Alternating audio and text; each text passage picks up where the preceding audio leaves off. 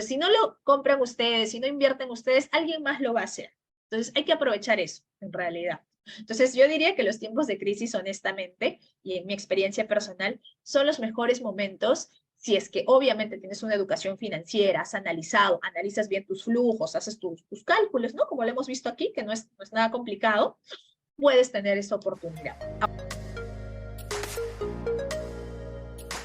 Quiero empezar con algo, bueno, con una frase que a mí me pareció muy importante, sobre todo en este tiempo. ¿Se vienen tiempos de crisis? Sí. Ya vimos grandes expertos que lo mencionan, pero eso no significa que no podamos aprovechar el momento. Entonces, como ya vimos, un videito de Robert Kiyosaki, que pues, es un empresario, ¿no? Es un gran empresario, y él comentaba, y aquí lo quiero leer, la última crisis del 2008, gané más que en toda mi vida. O sea, si sabemos aprovechar, podemos tener estos niveles de éxito, ¿no? Finalmente es un éxito financiero. Entonces, ¿qué vamos a ver en este webinar? Uno, ¿por qué se dice que es una crisis? ¿Cómo pueden proteger ustedes sus inversiones, las que ya tengan? Evidentemente es enfocado en bienes raíces, porque esto es el tema que nosotros manejamos. ¿Y cómo puedo sacar provecho de esta crisis en bienes raíces? Entonces, pasamos a la siguiente. Primero vamos a ver la situación del país. ¿Cómo está el país? Y después de ello vamos a aterrizar a casos específicos con un ejemplo real. Eso es lo que yo trato siempre, si es que me han visto en TikTok, de dar ejemplos reales y hacer análisis numéricos, ¿no? Entonces vamos a hacer esos ejemplos y consultas que ustedes puedan tener también. Entonces, ¿cuál es la situación país? ¿Por qué decimos que es una época de crisis o que se viene? Aunque hay que tener algo bien claro. Todo esto son proyecciones, ¿no? Las noticias, todo, porque nadie en realidad puede saber exactamente lo que va a pasar mañana, pasado, pero hay que estar preparados. Lo que ya sucedió, eso sí tenemos certeza, ¿no? Entonces, por ejemplo, acá, la inflación está más del 8%, casi 9% en realidad, como vemos aquí. Esto, como ven, es el dato del BCR, o sea, son fuentes confiables. Eso también, cada vez que ustedes investiguen algo, siempre hay que buscar que sean fuentes confiables. BCR, del BBVA también tiene buena fuente. Entonces, acá, por ejemplo, menciona la evolución mensual de la inflación. Estamos, ¿cuánto enero de este año, del 2021, del año pasado, estábamos menos del 3%, o sea, estaba controlado. Sin embargo, ahora ya estamos en casi el 9%, o sea, estamos súper altos, ¿no? Y esto es que, considerando energía y alimentos, considerando todo. Ahora, ¿qué otro punto importante? A ver, algo importante que se me está pasando. ¿Cómo impacta la inflación en cada uno? Ejemplo real y práctico. Antes de repente se podía encontrar no sé, un menú de 5 soles, ya. Ahora ese mismo menú vale, con el 8,75%, debería valer unos 7 soles aproximadamente. O sea, vas a necesitar más dinero para comprar el mismo bien.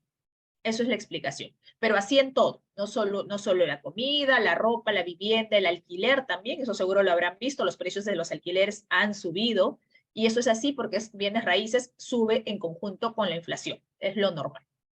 Ahora, ¿qué otra cosa importante impacta el tema país? Pérdidas millonarias, pues por el ciclón, ¿no? Evidentemente ha pasado, el ciclón Yaku deja pérdidas millonarias que podrían superar los 4.000 millones. ¿Eso va a tener un impacto en cada uno de nosotros? Por supuesto. También es el tema país, ¿no? El país, la inversión, todo de repente lo que se podía invertir en infraestructura, en hospitales, en temas de educación, etcétera, pues tiene que atender la emergencia. ¿Cuál es la emergencia? Pues reparar estos daños. Que lo hagan bien o mal, ya eso es otra cosa.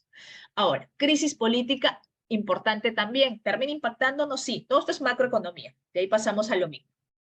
Por ejemplo, acá, Pedro Castillo y otros 5 presidentes que ha tenido el Perú en solo 4 años. ¿Eso cómo nos impacta? No nos permite tener continuidad. Es decir, los gobiernos no pueden tener una estrategia pues continua, porque es como que si tú tuvieras, ¿no? Imagínate, ustedes tienen sus empresas de repente, sus negocios, ya contratan un administrador, se está adaptando, lo está haciendo pues no bien, y luego lo cambian por X y Z razón. Lo cambian, otra vez tiene la curva de aprendizaje, y así. Esto es lo que nos ha pasado finalmente, ¿no? Ahora, qué importante, ¿por qué? Esto es salario mínimo neto del Perú enero del 2023. ¿Por qué dice neto? Porque ya se está descontando, si bien sabemos que el salario mínimo está en 1.100 aproximadamente, ya se está descontando el tema de los impuestos, porque cuando a cada uno de ustedes les pagan sus salarios, pues le descuentan, ¿no? Impuestos, seguros, etcétera. Entonces, neto, en teoría, te queda 900 soles aproximadamente. Entonces, ¿qué porcentaje representa la canasta básica? Más o menos el 35.7, o sea, 36% representa la canasta básica. Es decir, solo te queda el 65% aproximadamente para invertir, para tu vivienda, para otros gastos, ¿no? Para tu ropa, diversión, para cualquier otro gasto. Es decir, si tu canasta básica, por ejemplo, representaba antes el 20% de tu sueldo o el 10% de tu sueldo, te quedaba el 90% para invertir, para otros gastos. ¿Me dejo entender? Entonces, ¿eso te impacta que la canasta básica suba? Pues sí, evidentemente sí, porque te deja menos dinero en tu bolsillo para poder realizar tus inversiones. Pónganme las consultas que vayan teniendo, ¿ah? No hay ningún problema. Otro dato importante, por ejemplo, todo esto, ¿a qué nos conlleva? Ya vimos que había un tema, ¿no? Político, un tema natural también, ¿no? Que finalmente es el ciclón. Ya vimos también que, que hay un tema de la inflación, ¿no? Hay muchos más factores, ¿no? Ahora solamente vamos a enfocarnos en estos tres. ¿A qué conlleva? Conlleva, como vemos acá, el diario de gestión nos dice que las inmobiliarias retraen inversión en vivienda top y moderna. También vimos a Fernando Velarde, ¿no? Que, bueno, yo le pregunté, hicimos una pequeña entrevista y ahí nos comenta estos temas, que hay estancamiento de proyectos, sin embargo, la alta necesidad de vivienda se mantiene. ¿Por qué? Y esto lo van a encontrar en cualquier medio pues formal. Finalmente, el tema de Perú, de necesidad de vivienda, es más o menos del 97%, o sea, hay mucha necesidad. Pase lo que pase, no lo podemos cubrir y con la oferta que tenemos no alcanzamos a cubrirlo. Es como por ejemplo otros productos, ¿no? Que tenemos importamos soya, ¿no? Importamos maíz. El Perú produce maíz, sin embargo también lo importamos. ¿Por qué? Porque con lo que producimos no nos abastecemos. Pasa exactamente lo mismo en el tema de vivienda. O tenemos los terrenos y todo lo que tú quieras, sin embargo, con la cantidad de inmuebles y viviendas nuevas que se están haciendo, no alcanza para la demanda que hay. Ahora me dirán, oye, pero yo he visto que proyectos que no se venden están ahí, ¿cómo me dices eso? Claro, lo que pasa es que la necesidad de vivienda también, todos tenemos una capacidad de pago, ¿no? Entonces, esta necesidad de vivienda es por un cierto monto. Entonces, si por ejemplo, yo puedo pagar, me voy a inventar, una cuota mensual de 1.000 soles, y la inmobiliaria o el banco me presta una cuota mensual de 2.000 soles, pues evidentemente por más que yo necesite la vivienda, no lo voy a poder pagar. Entonces, por eso es que te dan estos casos, ¿ya? Entonces, finalmente lo que está pasando y lo que va a pasar es que hay un estancamiento de los proyectos, es decir, menos oferta, menos proyectos. Ya saben, ley de la economía, oferta y demanda. Si hay menos oferta y la demanda sigue creciendo, pues puede llevar a que los precios también se incrementen, ¿no? Contrario a lo que uno puede pensar, ¿no? ¿Van a haber gangas? Sí, también. Van a haber ofertas, pero el global es esto, ¿no? La ley de la economía. Ahora, ¿qué más? Hay otro dato importante que nos impacta. El 93% de nuevos proyectos en el Perú son informales. Eso al final te impacta a la hora que tú quieres invertir. Claro, ¿no? Imagínate invertir en un proyecto que sin que lo sepas, sin que te des cuenta, porque obviamente al momento que te quieran vender no te van a decir eso, pero que ya acabemos, ¿no? 93% informal. ¿Qué pasa si tú inviertes en un proyecto informal? Al final te termina costando más o terminas perdiéndolo, ¿no? Porque también hay casos, y ahí bueno, ya vamos a publicar un video explicando eso, en donde, por ejemplo, tú terminas pagando por vía. ¿Qué pasa si tú pagas por vía? Al final el Estado viene y lo corta. Pasa y ha pasado y va a pasar. Entonces hay que tener cuidado con eso también, ¿no? Ya, otro dato importante, alrededor de 1.7 millones de familias peruanas están sin poder acceder a una vivienda digna en busca de soluciones. Lo que comentábamos, de repente hay mucha necesidad, sin embargo, no se tiene, pues no alcanzan, a veces no, con este tema de la inflación, mayores gastos que tú tienes, etcétera, ¿no? Por la canasta básica, etcétera, al final te queda menos presupuesto para. Entonces, por ende, no accedes a un préstamo, ¿no? O hay muchas personas que no pueden acceder a ese préstamo. ¿Qué podemos hacer para minimizar o ver alguna estrategia para que sea de nuestro provecho? Ahora lo vemos. ¿Ya? Entonces, todo esto ya vemos. ¿Qué dato importante más tenemos? Tenemos hipotecas con intereses de créditos hipotecarios que subieron al 10%. Ojo con esto, su nivel más alto en 13 años. De repente esto uno no está viéndolo día a día, sin embargo, esto está pasando. Entonces, ¿qué hace este incremento de la tasa de interés?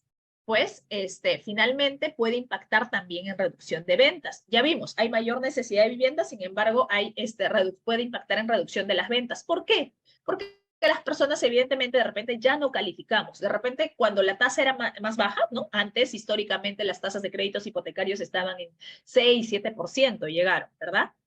Entonces, ¿qué pasa ahora? Ya no accedemos a ese crédito. ¿Por qué? Porque te dicen, no, mire señor, como los sueldos no suben, ¿cierto? Suben los costos, etcétera, pero los sueldos no suben, ¿verdad? Entonces, cuando tú vas a pedir un crédito, como tu ingreso es el mismo, entonces, y la tasa de interés es alta, ya de repente ya no calificas. Entonces, si ya no calificas, por más que quieras ¿no? adquirir una propiedad, pues no va a ser posible. Por ende, van a haber también menos personas que pueden acceder a este crédito. Y eso también puede impactar en reducción de las ventas, ¿no? Pero ojo, consideremos que ya hay menos oferta, ¿no? Eso no nos olvidemos. Ahora, la pregunta para ustedes sería, comenten en el chat, por favor. ¿Sería para ustedes, qué opinan, ya? ¿Conveniente invertir en momentos de crisis? Ya vimos todo ese escenario político, económico, ¿no? Geopolítico, el tema de la naturaleza, el tema de las tasas de interés que han subido, es decir, un crédito ya te cuesta más. Ahorita vamos a ver un ejemplo con números, ¿ya? Para que veamos casos reales. Pero comenten en el chat. Para ustedes, ¿creen, viendo todo este escenario, que sería conveniente invertir en momentos de crisis? Coméntenme en el chat, por favor. A ver, ahorita los leo. Segundo. ¿Y en qué negocios consideran que ustedes es conveniente invertir? Mira, Luis nos comenta, si se encuentran oportunidades. Ya, a ver, en bienes raíces tenemos varias líneas de oportunidades, ¿verdad? Están el tema de los comprantes de remate, están el tema de las remodelaciones, están el tema de los terrenos, comprar aires, los departamentos para alquilar de forma tradicional, Airbnb. O sea, hay N opciones que podamos tener. Acá Yajaira también nos comenta, puede ser la oportunidad para invertir en bienes raíces pensando en el futuro. Si es, Yajaira, ahorita vamos a evaluar con números, ¿no? Que eso es lo importante, ver en realidad, objetivamente, si es una buena o mala oportunidad. Ahora, lo que ya sí sabemos como antecedentes es que las personas que han ganado más en bienes raíces lo han hecho en tiempos de crisis. Así que vamos a averiguar eso. Entonces, vamos a lo que dijimos, un ejemplo real, ¿no? Eso es importante. Acá, mira, por ejemplo, tenemos un comentario del video que seguramente ustedes llegaron también. Acá nos comentaron esto y vamos a analizar este comentario, ¿ya? Creo que la mejor opción es comprar un departamento de segunda, remodelarlo y no te endeudas por 20 años. Vamos a hacer este ejemplo en el cual se adquiere un crédito hipotecario. Mira, Jesús nos comenta para todos, pero si la tasa es alta, todos los comentarios vamos a analizarlos, ¿ah? Para sacar una conclusión súper objetiva, ¿ya? Entonces dice, acá Jesús nos dice, pero si la tasa es alta, ¿no sería mejor esperar que baje la tasa para invertir? Justo esto de acá vamos a analizarlo, Jesús. Ahorita vamos a analizar y al final vamos a dar la conclusión de ese punto que justo has comentado, ¿ya? Entonces aquí vamos, el ejemplo. Esto ustedes también lo pueden calcular por ustedes mismos. ¿Ah? Simplemente ponen en internet simulador de créditos, puede ser Interbank, BCP, BBVA, el que quieran. Eso es de libre y ustedes colocan los montos y les va a salir la cotización que les hace el banco. Entonces, eso es una facilidad que también tenemos ahora, ¿no? Entonces, acá, por ejemplo, estamos diciendo un inmueble, estamos siendo bien conservadores. ¿Por qué? Ahí hay algo importante, ¿no? Imaginemos que este inmueble está 270,000 soles, ¿no? Obviamente es un inmueble de inversión, ¿no? Estamos buscando el mejor precio, etcétera. 270.000 soles para el ejemplo nada más. ¿Cuánto sería la cuota inicial? 10%, 27.000 soles. El monto restante, o sea, 243.000 soles, es lo que se va a financiar. ¿A qué tasa? Justo a eso vamos, Jesús. Mayor tasa, ¿cierto? Lo que decías, mejor esperar a que baje la tasa, vamos a analizarlo. Acá en esta tasa de referencia está al 8.8, o sea, como estaba antes. Y aquí, no sé si se llega a apreciar, pero está la tasa al 10%, o sea, estamos analizando justo ese caso. ¿Qué sucede cuando la tasa se incrementa?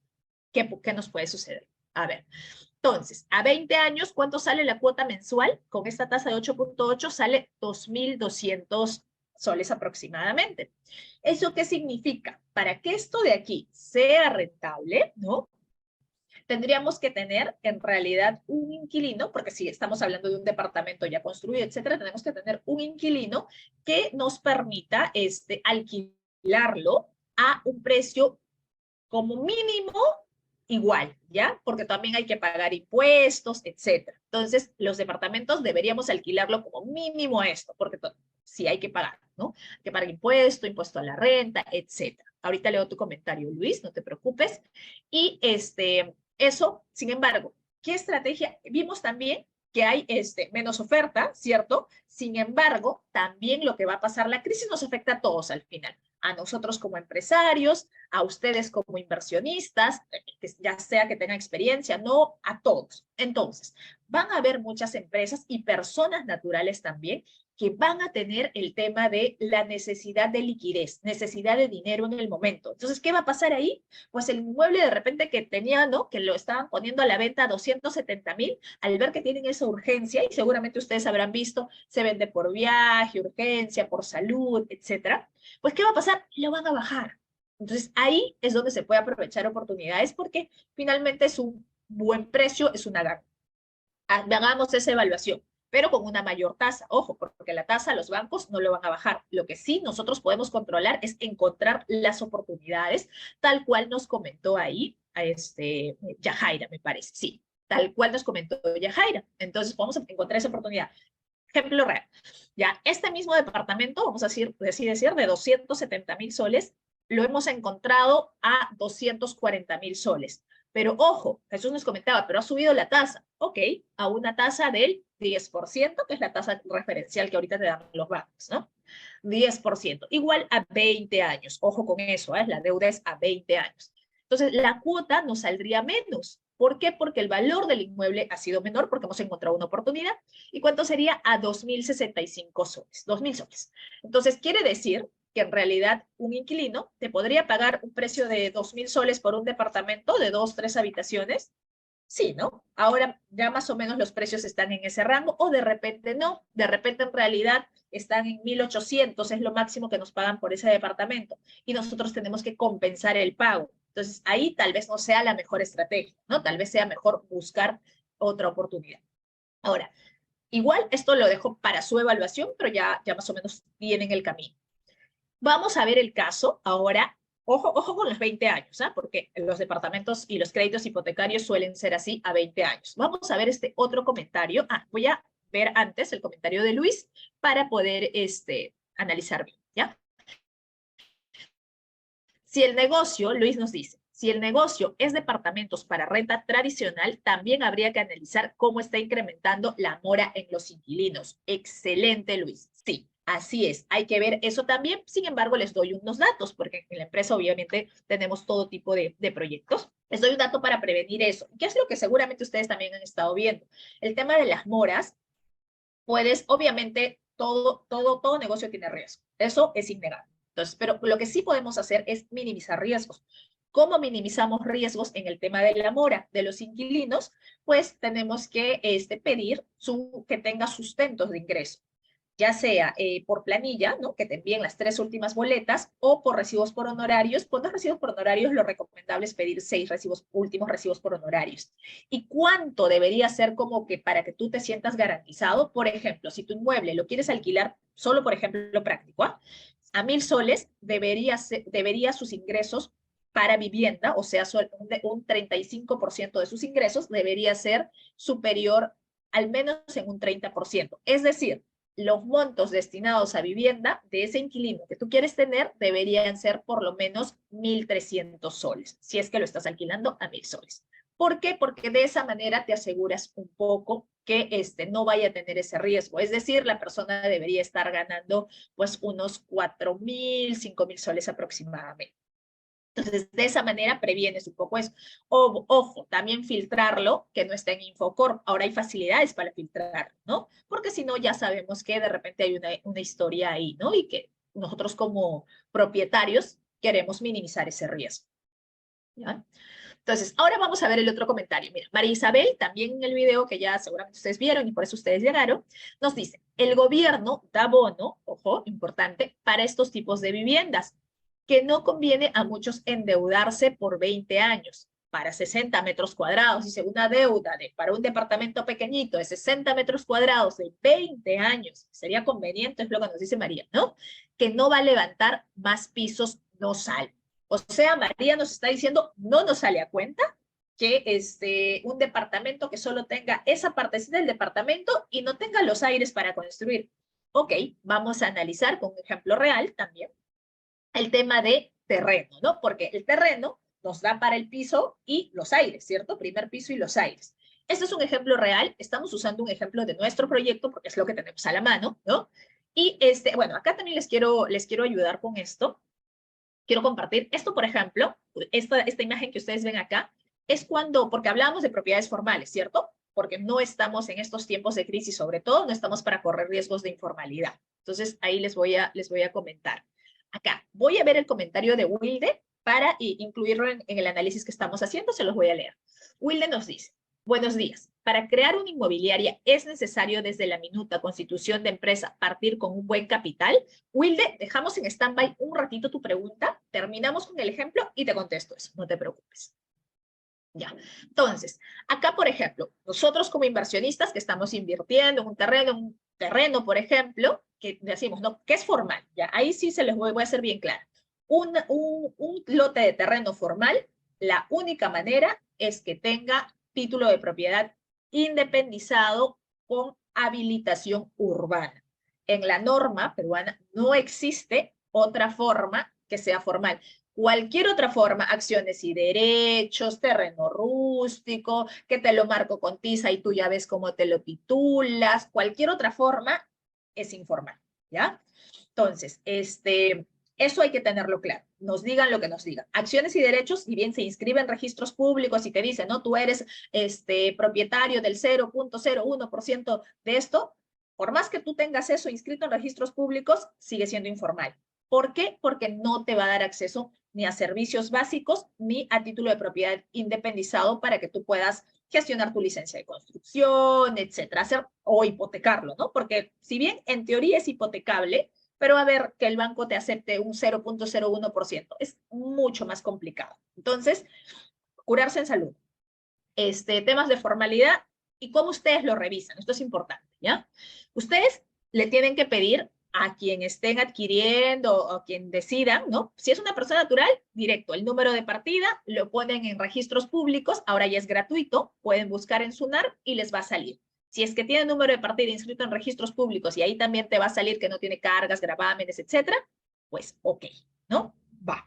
Primer paso de legalidad, visto, ¿no? Luego, pero si es un proyecto, ¿no? De habilitación urbana, evidentemente solo va a tener una partida matriz, pero va a tener que estar haciendo la habilitación urbana. ¿Cómo se ve? Así. Ponen la misma partida, o sea, la partida de todo, y te debe decir esto, habilitación urbana, ¿no? Independización para habilitación urbana, y este estado es el importante. Si no tiene esto, no sirve, ¿ya? Acá no sé si lo llegan a apreciar, dice inscrito. Si desean, le toman captura para que igual puedan ustedes confirmar, ¿no? Y esto lo ingresan en Síguelo o en Sunar, etcétera, ¿no? Esto les debe de salir ya. Con eso ya tenemos la parte 1 de legalidad check, ¿no? Mínima, ojo, ¿ah? Obviamente hay estudio de títulos y todo lo demás, pero esto ustedes lo pueden hacer por su propia cuenta. Entonces, para este ejemplo, y ojo, vamos a analizar lo de María, que dice, oye, yo no solo quiero comprar un departamento, ¿no? Quiero tener el departamento y además poder construir hacia arriba, porque creo que eso me conviene más. Entonces acá, el valor del lote, por ejemplo, $6.900. Eso es un caso nuestro, ¿no? El área, 120 metros cuadrados. área construible, ojo, ¿por qué área construible? Acá les voy a enseñar a calcular también eso. El área construible normalmente es bueno, es por el tema de licencia, tiene que ser menor al área total del terreno. Entonces, de acá. Acá, de acuerdo al cálculo, ¿no? Esto es solo para ejemplificar, ¿ah? Puede ser más o menos el área que tienes que dejar como área libre. Puede ser, por ejemplo, tu cochera, para cumplir con para que tengas la licencia de construcción, puedes dejar espacio para tu cochera, ¿no? Si bien es área libre, pero lo estás usando, o tu jardín interior en el primer piso, como un tragaluz, etcétera, igual se considera área libre. Entonces, normal, podría ser más, ¿no? Acá está 85% de área construible, pero normalmente en realidad te piden un mínimo de 30% de área libre. Entonces, pero ya, esto es un ejemplo, básicamente, ¿no? Entonces sería 102 metros cuadrados de área construible, el costo por construcción, y esto le doy un dato para que ustedes lo puedan calcular también, por su propia cuenta, normalmente está entre 400 y 600 dólares. Estamos considerando un promedio ya, $450 el metro cuadrado. Estos son ratios que usamos las inmobiliarias para analizar los proyectos así rápido, ¿no? Entonces, costo por área construible, obviamente multiplicamos esos 450 por el área construible 102, para este ejemplo, básicamente sería $45,900. Le sumamos el valor que te costó el terreno, ¿no? El valor del lote, 6,900 más 45,900, nos sale 52,800. Versus un departamento, multipliquémoslo por, ¿no? De acuerdo a lo que nos dice María Isabel, obviamente. Multipliquémoslo por 4, más o menos estarían 180,000 soles aproximadamente, ¿ya? Entonces, pero ya tenemos el primer piso construido. ¿Qué tenemos? Todavía tenemos los aires, ¿no? Para arriba. Por eso es de lo que nos comenta Marisabel, ¿no? No vas a levantar más pisos, no sale. Ella está hablando de un departamento. Pero ojo, todo tiene su pro y contras, ¿no? El departamento pues ya te lo dan listo, tú no tienes que encargarte de la construcción, de supervisar nada, pero solamente tienes ese espacio del departamento, no puedes crecer más. En un terreno, tienes el terreno y puedes construir más hacia arriba. Ya, entonces, ¿qué pasa? Acá nos dice, si decido alquilar, vamos a analizar eso, ¿ya? Porque en el departamento obviamente las rentas se sacan por el alquiler. Entonces, ¿qué pasa? El alquiler, estamos poniendo en dólares solamente para poder comparar y tener la misma moneda, ¿no? $500 por mes. ¿Cuánto nos saldría anualmente? Sería unos $6,000 aproximadamente, ¿ah? Puede ser un poco más, un poco más. El tiempo de recuperación, estos 52,800, lo dividimos entre los $6,000 anuales y nos sale 8,8 años.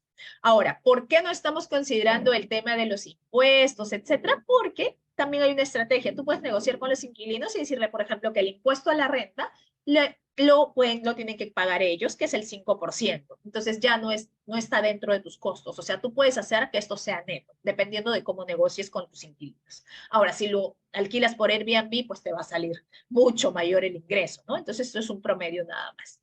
8,8, pero que ya. Entonces, acá vamos a analizar algo. 8 años de recuperación con un lote, ¿no? O sea, con un terreno, versus 20 años endeudado en un departamento. ¿Por qué? Porque, a ver, vamos a ir para atrás, porque los créditos hipotecarios pues te suelen dar en ese periodo, ¿no? Puedes amortizarlo, hacer antes, sí es cierto. Sin embargo, también hay que pensar en, bueno, estos pro y contras, ¿ya? Acá, por ejemplo, el valor del lote, $6,900, que serían unos 30,000 soles aproximadamente. Y esto de acá nos va a costar 270,000, o si lo encontramos en ganga, en oferta, unos 240,000 soles. Entonces, esa también es la diferencia, ¿no? De repente, con el valor de la inicial, tal vez para algunos sea conveniente invertir en un terreno y para otros en un departamento ya hecho. Entonces, pero ahí tienen el análisis, ¿no? Que ustedes puedan tener. Ahora, algo importante ahí, una conclusión sería que no guardemos, y esto sí se los quiero dejar bien clarito, ¿no? Digamos, tenemos un capital para invertir y decimos, no, más seguro en este tiempo de inflación, guardarlo bajo el colchón, ¿no? ¿Qué pasaría ahí?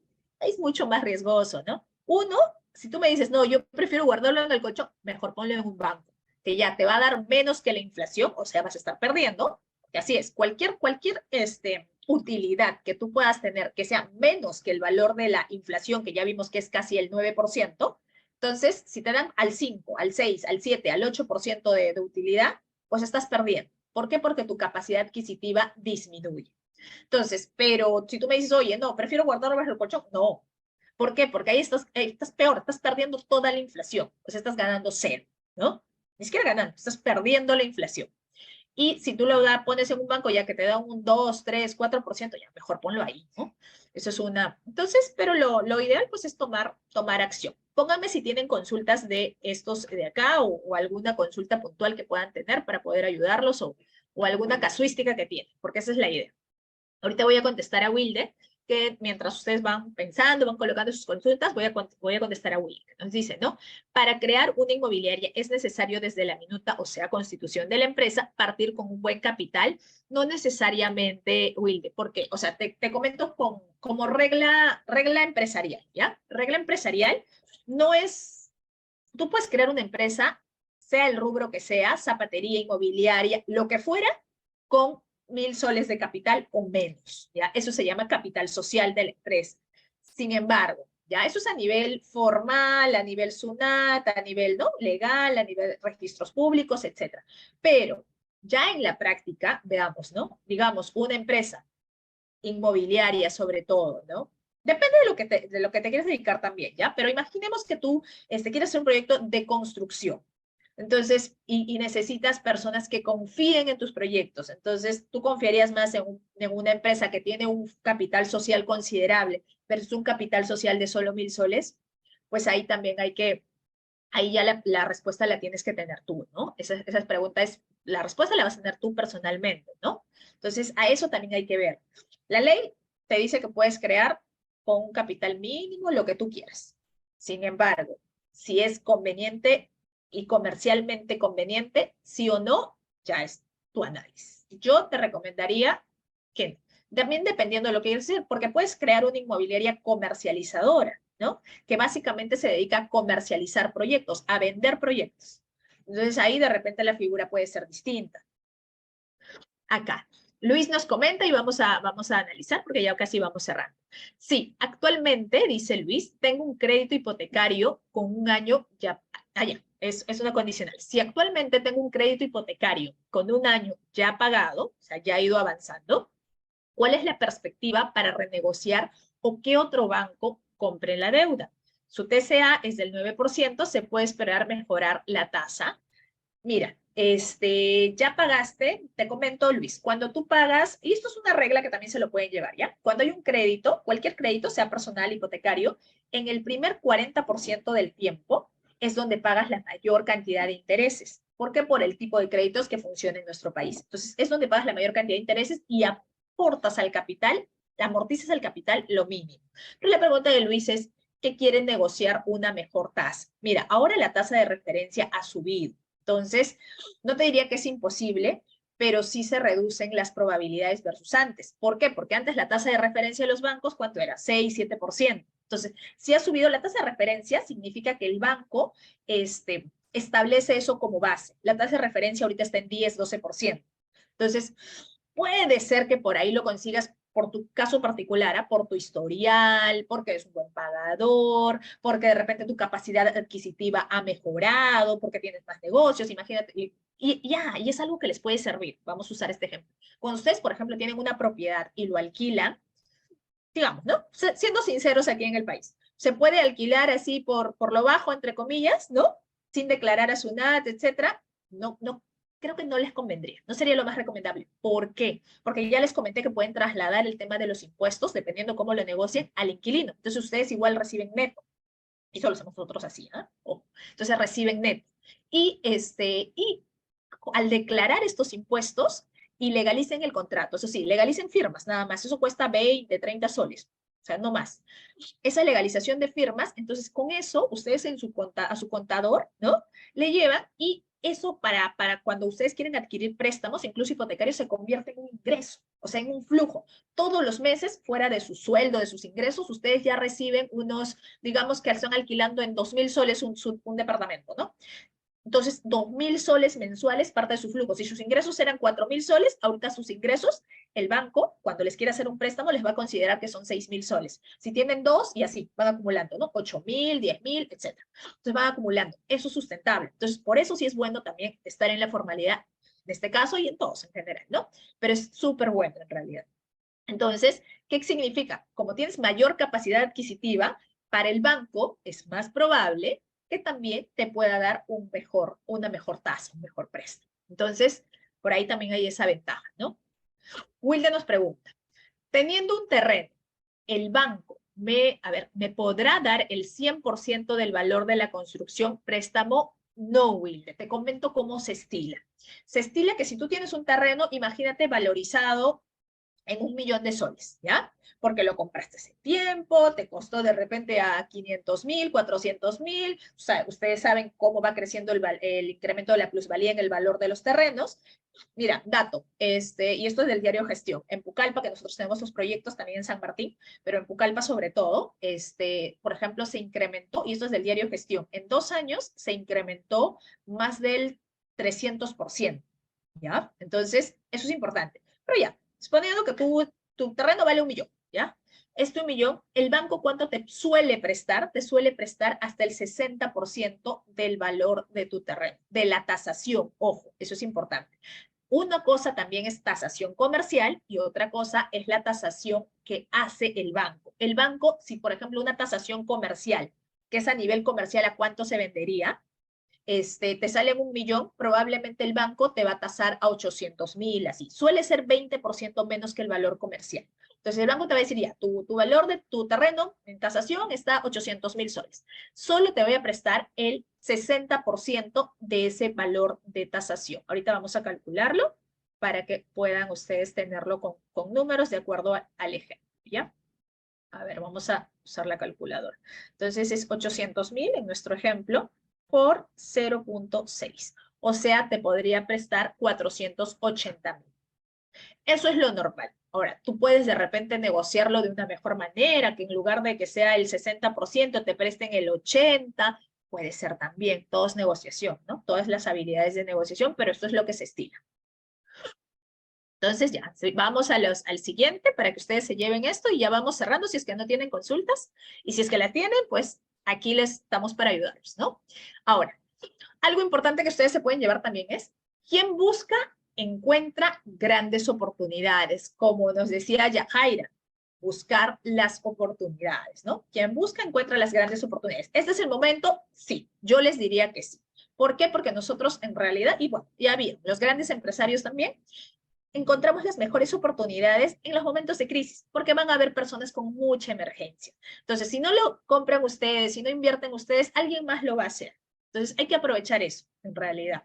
Entonces, yo diría que los tiempos de crisis, honestamente, y en mi experiencia personal, son los mejores momentos si es que obviamente tienes una educación financiera, has analizado, analizas bien tus flujos, haces tus cálculos, ¿no? Como lo hemos visto aquí, que no es nada complicado, puedes tener esa oportunidad. Ahora, algo que sí me parece importante que ustedes se puedan llevar, uno, analicen con números, porque eso es lo mejor, no solamente algo gaseoso, algo teórico. Y dos, en mi opinión personal, y es mi opinión personal, yo diría, yo invierto, por ejemplo, en terrenos, ¿no? ¿Por qué? Porque tienes el terreno, ganas el flujo porque lo puedes construir y no está muy caro, como ya lo viste, o ya lo vieron, perdón, y también ganas la plusvalía, que es mucho más alto que en un departamento. Pero para las personas ¿no? que quieren algo más tranquilo y simplemente en un departamento, también es viable, pero busquen un buen precio y que sean sobre todas zonas que estén cerca de colegios, ¿no? Cerca de universidades. ¿Para qué? Para que si lo alquilan pueden tener mayor dinamismo. No se vayan solo al precio, ojo, porque te puedes encontrar un súper buen precio y ¿qué pasa si no lo puedes alquilar? ¿Quién va a pagar la hipoteca, el préstamo? Tú mismo, ¿no? Entonces, eso también hay que ver, ¿ya? Y en el tema de los terrenos, ya saben que también no solo compras ese espacio, sino también tienes todo el aire, que incluso lo puedes vender, porque ya saben que ahora también se vende aires. Entonces, ya tienes esa ventaja, ¿no? Acá hay otra pregunta. Jesús nos dice, en el ejemplo de comprar y luego alquilar, no me quedó claro el nivel de rentabilidad. Ahorita regresamos, Jesús, no te preocupes. ¿En el departamento te refieres o en el tema del terreno? Porque ambas opciones son comprar y alquilar, ¿no? Porque finalmente así tenemos flujo más plusvalía, ¿no? Que la plusvalía, ya saben, se recupera una vez que se vende el predio. O sea, cuando ya el activo no es tuyo. Pero los flujos, o sea, la renta constante, eso es siempre, ¿no? Siempre que el predio sea tuyo. Jesús, coméntame si te refieres al departamento o al terreno, porque en ambos hicimos el análisis de comprar para alquilar. Ya nos dice la rentabilidad a comparación de otro tipo de negocio. Ya, perfecto. Ahorita regresamos, no te preocupes. En el ejemplo de comprar y luego alquilar no me quedó claro el nivel de rentabilidad en comparación, la rentabilidad en comparación a otro tipo de negocio. Ah, ya. No, básicamente acá lo que hicimos para, ¿no? Para que sea el ejemplo práctico, es analizamos cuál sería la rentabilidad de comprar un terreno, ¿no? Comprar un terreno, construirlo y alquilarlo. Versus, acá, la lámina anterior, ay, ¿dónde está? Ya, la lámina anterior, comprar un departamento ya hecho, tú no tienes que construirlo, y simplemente lo compras y lo alquilas. Eso fue el análisis, con crédito hipotecario. Entonces, aquí la conclusión es que, evidentemente, dado que el terreno te cuesta más barato, ¿no? En este momento, ojo, los terrenos siempre suben, ¿ya? Pero en este momento te cuesta más barato, entonces tú vas a tener un ingreso de 6. Hicimos nosotros, fue el análisis, te comento, comparativo entre comprar un terreno, construirlo, versus comprar un departamento ya hecho. Ambos tienen pro y contras, ¿ah? Eso es clarísimo. Entonces, acá, por ejemplo, en comprar el terreno, construirlo, nos sale que en total nos gastamos más o menos $52.800, ¿ya? Y que tenemos un ingreso anual de 21.000 soles aproximadamente, pasándolo a soles, ¿ya? 21.000 soles. ¿Eso qué significa? Que tu tiempo de recuperación, a grosso modo, obviamente, hay más detalles que hay que colocar, pero más o menos nos da una idea, serían en 8.8 años aproximadamente. Versus, ¿qué cosa? Si yo compro un departamento ya hecho, pues evidentemente me va a costar muchísimo más y solamente tengo un piso, ¿no? Que es el departamento. Pero la deuda hipotecaria, ya saben que normalmente es a 20 años. Entonces, en 20 años recién voy a terminar de pagar el departamento, que ya saben que normalmente cuando te haces un préstamo así hipotecario terminas pagando el doble del valor. Si decía 270.000, pues estás pagando el doble, ¿no? Prácticamente más de 500.000 soles. Entonces, eso es el detalle. Ahora, mi opinión personal, le soy bien sincera, yo, y es lo que yo hago, yo invierto en terrenos. ¿Por qué? Porque el valor de la construcción no es muy alto, honestamente. Entonces, y además me quedo terreno y tengo los aires para venderlo o alquilarlo. Eso fue el análisis, Jesús. Básicamente comparamos comprar un terreno, construirlo y alquilarlo versus comprar un departamento ya hecho, ¿no? Ambas opciones son viables dependiendo de cada decisión de cada uno, sí. Ambas opciones son viables. Pero ojo, ay, aquí seguramente esto no se me escuchó y sí quiero que se lo lleven, porque creo que les va a servir un montón. Ojo, al comprar un departamento, fíjense por favor que estén cerca a universidades o con bastante demanda, ¿ya? Fíjense en eso. ¿Por qué? Porque no solo el precio, que el precio esté económico, pueden comprar baratísimo. Pero ¿qué ocurre si no lo pueden alquilar? ¿Quién va a terminar pagando estas cuotas de la hipoteca? Sabrá Dios de dónde, porque no está alquilado. Ustedes, ¿cierto? Entonces, al comprar yo un departamento, sobre todo porque la deuda es mayor, endeudarse por 270.000 soles versus, no sé, 6.000 dólares, mucha la diferencia, ¿no? Entonces, el riesgo también es mayor. Yo veo mayor riesgo en un departamento, honestamente.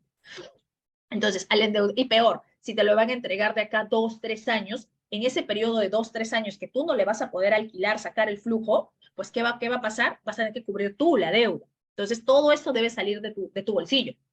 Entonces, sí me parece eso, pero es viable, sí, también es viable. Ahora, una recomendación que les puedo dar, de repente también, no necesariamente ver un departamento de estreno, pueden ver un departamento de segunda que puede costarles un poco menos, ¿no?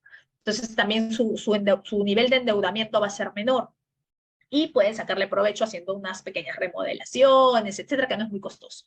Entonces, ya, básicamente eso fue el análisis, Jesús, y evaluar, pues, ¿no? Dime. Luis puso una última pregunta que justo ahí se cortó, en donde Ajá. dice, para comprar terrenos hay muchos proyectos de lotización. ¿Qué es lo mínimo que debo verificar para asegurar legalmente la inversión?